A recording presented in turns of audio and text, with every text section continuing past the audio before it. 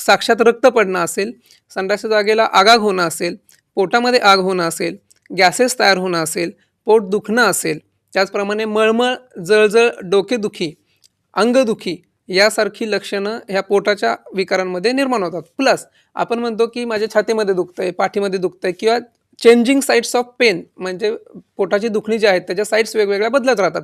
कधी इथे दुखतंय, कधी पोटामध्ये दुखतंय, कधी छातीमध्ये दुखतंय, कधी पाठीमध्ये दुखतंय. ह्या सगळ्या चेंजिंग साइट्स ज्या आहेत त्या पोटामध्ये गॅस निर्माण होणं किंवा त्या वेदना आहेत त्या वेदनांमध्ये ह्या सगळ्याचं न्यूरोलॉजिकल इंटरव्हेन्शन झाल्यामुळे मग आपल्याला पुढे जाऊन त्याच्यामधून IBS होतं.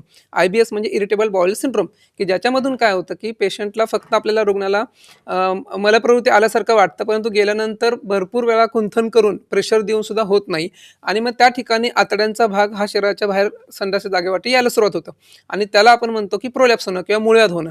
आणि या सगळ्याचा जे कनेक्शन आहे हे आपल्या पोटाच्या मध्ये आहे. म्हणून या लक्षणामध्ये जर बघत असेल आपण तर पित्ताचा त्रास होणं, अल्सरेशन होणं आणि मूळव्याधसारखे आजार होणं आणि त्या सगळ्या आजारांकडे जर दुर्लक्ष पण केलं तर त्याच्यामधून जाऊन पुढे कॅन्सरसारखा मोठा आजार मग कुठेही असेल, तो आतड्यांचा असेल, स्टमकचा म्हणजे पित्ताशयाचा असेल, अन्नाशयाचा असेल किंवा गुदमार्गाचा असेल, ह्या सगळ्या प्रकारचे कॅन्सरचे आजार ह्या केवळ एका पोटाच्या विकाराच्या मुळे होऊ शकतात.